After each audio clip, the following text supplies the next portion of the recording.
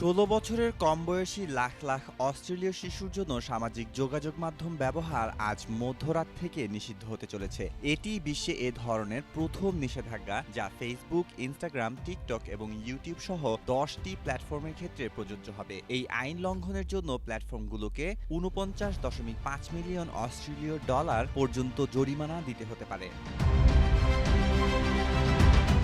অস্ট্রেলীয় সরকার এক্ষেত্রে যুক্তি দিয়েছে, ক্ষতিকারক কন্টেন্ট, সাইবার বুলিং এবং শিকারী অ্যালগোরিদম থেকে তরুণদের রক্ষা করাই এর উদ্দেশ্য। প্রধানমন্ত্রী অ্যালবানিজ বলেছেন, আমরা চাই আমাদের শিশুদের একটি শৈশব থাকুক। যদিও বেশিরভাগ কোম্পানি এই আইন মেনে নিতে রাজি হয়েছে, তবে সমালোচকরা বলছেন যে এটি বিচ্ছিন্নতা সৃষ্টি করতে পারে এবং কিশোর কিশোরীদের নিয়ন্ত্রণের বাইরে থাকা প্ল্যাটফর্মে।